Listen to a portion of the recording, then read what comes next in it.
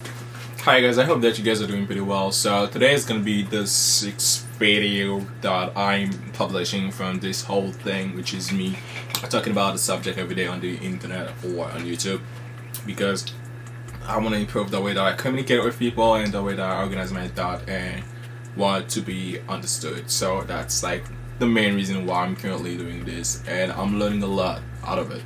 And also, before I start today's video, I wanted to say thank you for those people who are currently watching my stuff and also commenting, because I did not expect anybody to watch my stuff, but for some reason I'll say YouTube is pushing my videos and I really like it, and it wouldn't be pushing my videos if you guys are not liking it or liking them or commenting on them.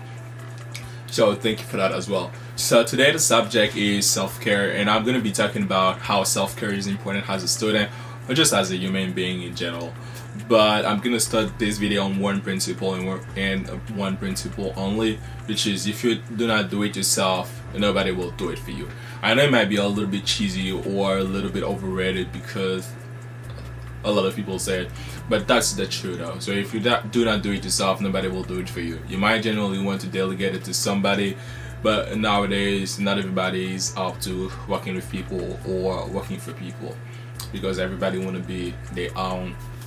I'm not even gonna say it, which is not a bad thing, but if you want to work for yourself, I think like the minimum is to work with people and see how they do stuff, and actually, over time you get experience and you can actually work on this with yourself and do your own stuff. But at least if you're just starting, right, do not expect to know everything and just work on your own, because it's almost impossible to have like the knowledge that you need to actually go through whatever you might want to go through. But yeah, let's go back to the subject. So if you do not do it, nobody will do it for you. You can either delegate it or you can either procrastinate on it. And I think by now everybody know what procrastination is. Is when you have a task and you have a specific deadline, you just wait until the last minute, or you just do not care or give a damn about it, and you just do not do anything. But you know that you have something to do, right? So you're just pushing it for 1 hour, for 2 hours, days, week, sometimes months, and years too.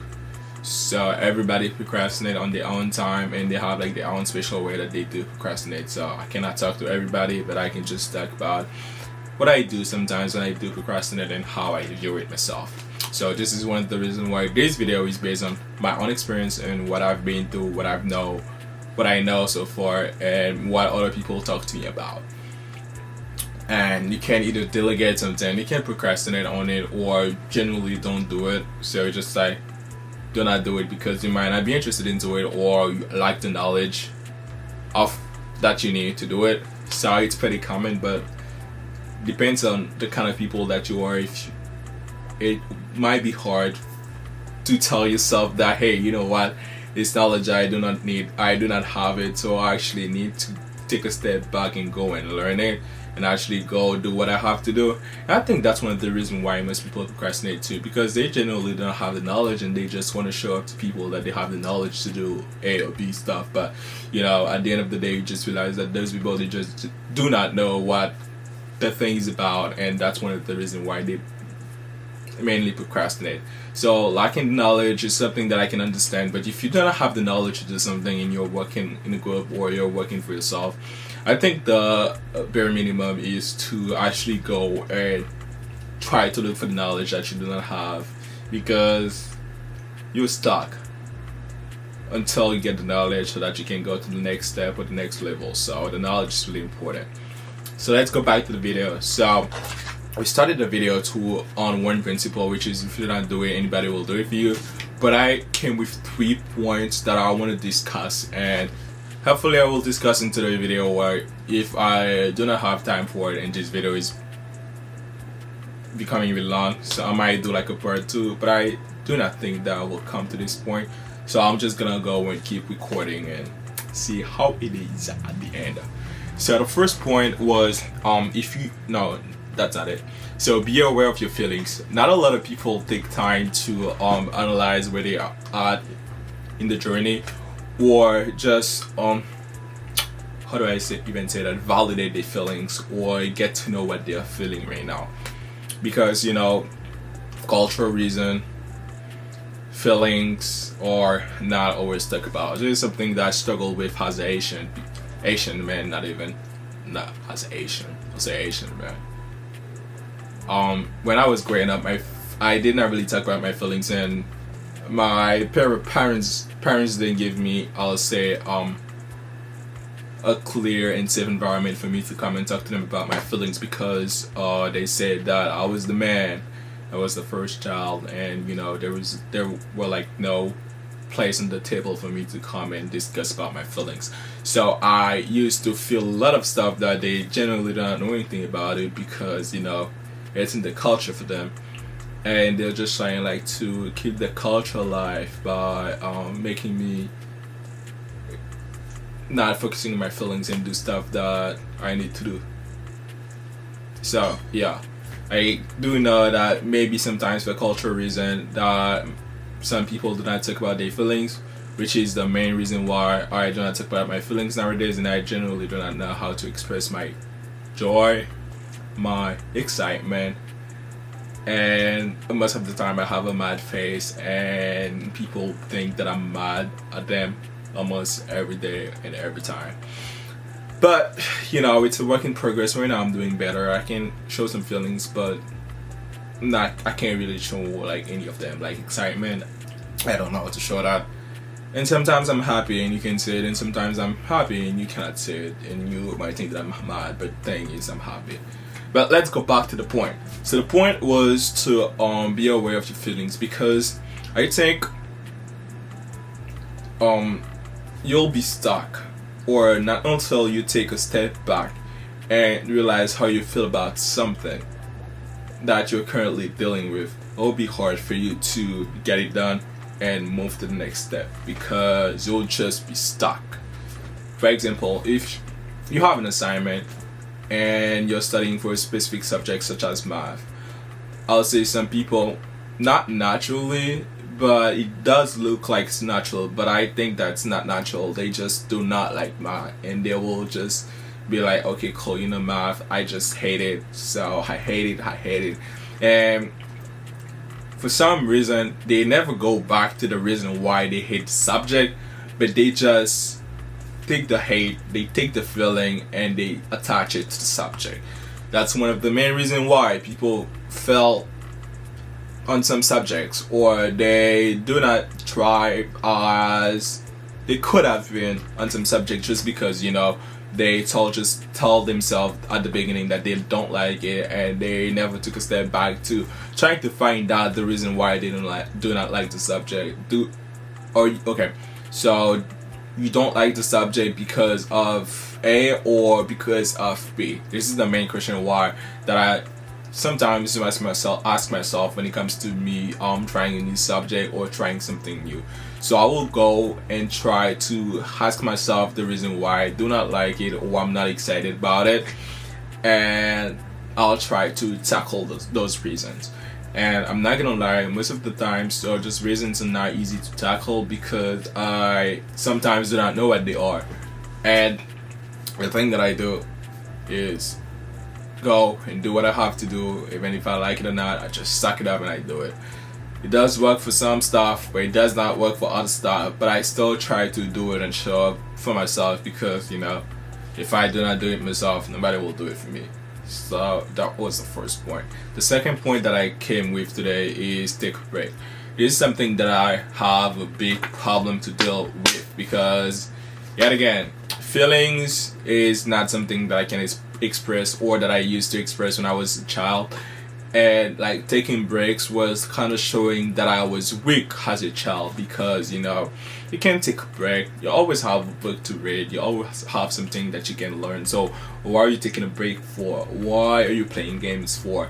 And matter of fact, when I was a child, I did have games like toys, I'll say up to 10, but after like 10 or 11, I think my parents, they just like stop buying me like toys, because for some reasons I was past that age of me playing with toys and having fun with toys, and I should actually go and start reading books and do other stuff.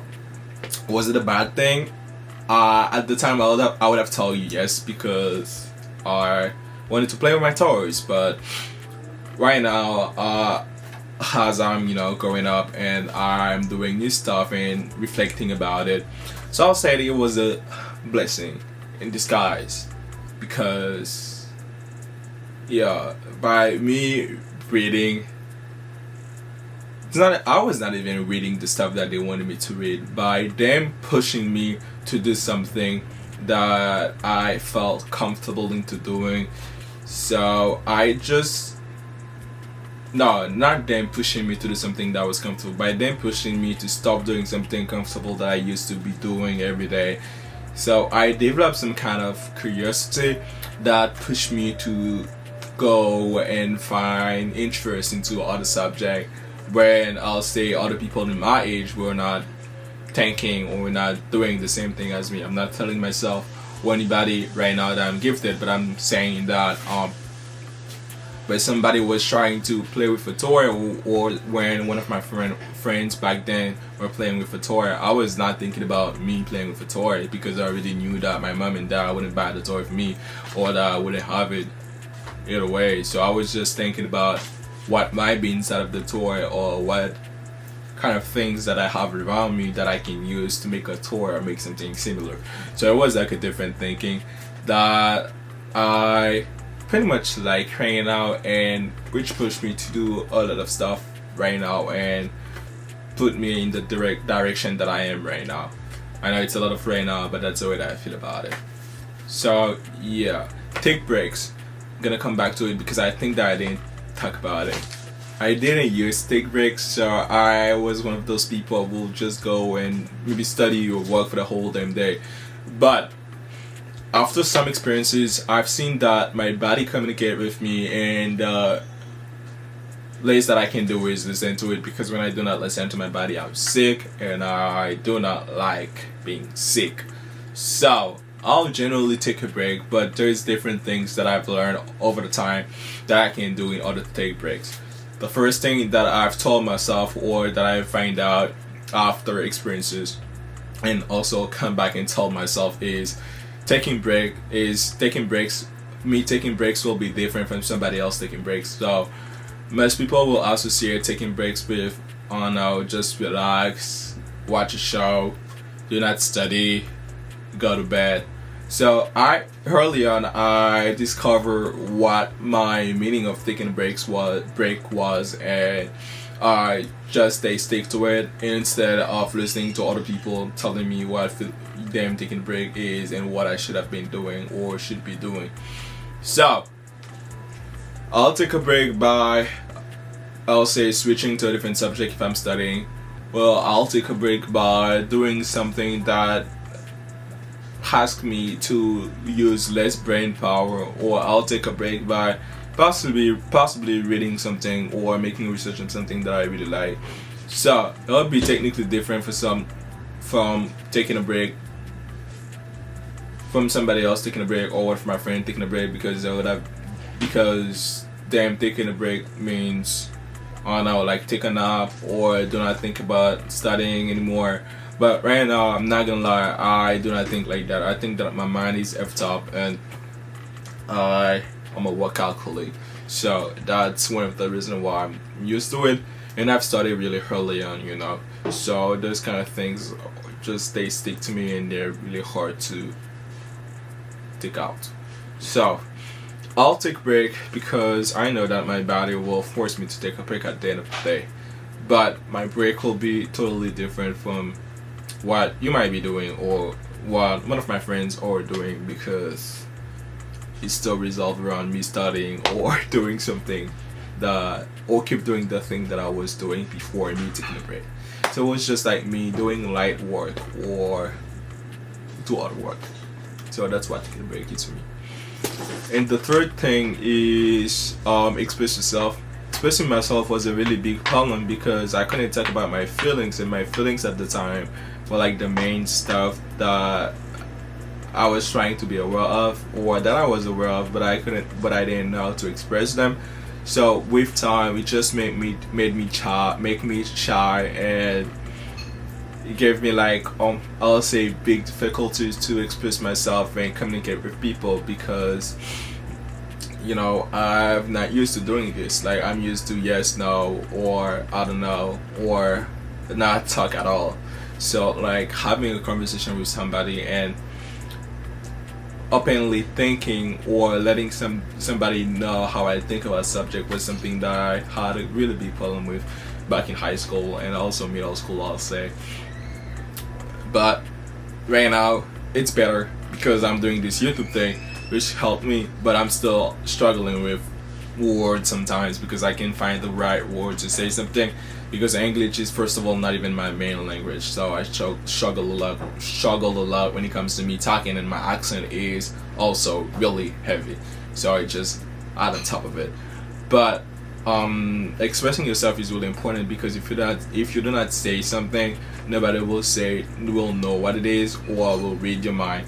So expressing yourself is one of the things that you can do to make your life much more easier, because people sometimes they will just expect you to do something, to say something, but in order to say or do something, when it comes to interacting with somebody new, it's really hard. It's really hard because you just do not know, and the only way we can go around it or just pass through that is by communicating and say exactly what it is instead of expecting. I know that I've talked a lot today, but it was the thing that I wanted to talk about, and I'm glad that I did, and I'm past through this now. So I think my communication is still not better, but still sucked. But I think I'll do better tomorrow. But I like the subject that I had to talk about today, and I'm gonna keep doing it, of course, even if right now I'm tired, I'm hungry, and I'm everything else in between. So it's 7:25 now. I'm gonna cut this, and thank you guys for watching this and trying to find some sense on everything else that I've said. Thank you for liking, thank you for commenting, and you're not forced to do that, so I really appreciate it, because you take your time to do so, and blah blah blah and the rest. So thank you. I'll see you guys in another video, and hopefully tomorrow my communication skill will be much more better, because today they suck. So yeah, thank you, and I'll see you on episode 7. Bye.